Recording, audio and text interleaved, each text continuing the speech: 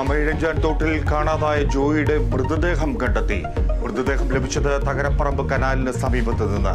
കനാലിൽ പൊങ്ങിയത് 46 മണിക്കൂറിന് ശേഷം, സ്ഥിരീകരിച്ച് പോലീസ്.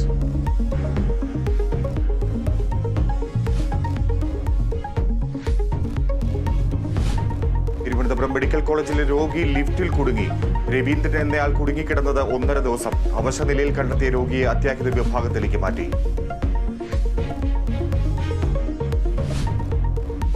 സംസ്ഥാനത്ത് അതിശക്തമായ മഴയ്ക്ക് സാധ്യത. മലപ്പുറം, കണ്ണൂർ, കാസർഗോഡ് ജില്ലകളിൽ റെഡ് അലർട്ട് പ്രഖ്യാപിച്ചു. 5 ജില്ലകളിൽ ഓറഞ്ച് അലർട്ട്. 7 ജില്ലകളിൽ വിദ്യാഭ്യാസ സ്ഥാപനങ്ങൾക്ക് അവധി.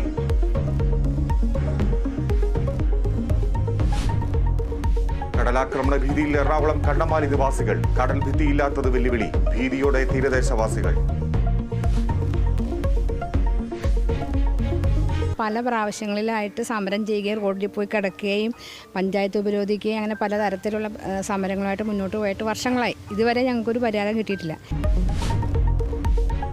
PSC നിയമന കോഴ വിവാദത്തിൽ CPM പുറത്താക്കിയ പ്രമോദ് കോട്ടൂളി നിയമ പോരാട്ടത്തിന്. അന്വേഷണം ആവശ്യപ്പെട്ട് ഇന്ന് കോഴിക്കോട് സിറ്റി പോലീസ് കമ്മീഷണർക്ക് പരാതി നൽകും. PSC കോടതിയിൽ പ്രതിഷേധം ഘടിപ്പിക്കാൻ കോൺഗ്രസ്. കളക്ടറേറ്റിലേക്ക് BJP മാർച്ച്.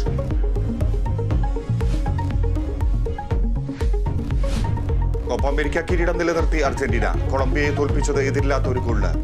യൂറോപ്യൻ ഫുട്ബോളിൽ സ്പെയിൻ ചാമ്പ്യന്മാർ. ഇംഗ്ലണ്ടിനെ തോൽപ്പിച്ചത് 1-2 ഗോളുകൾക്ക്.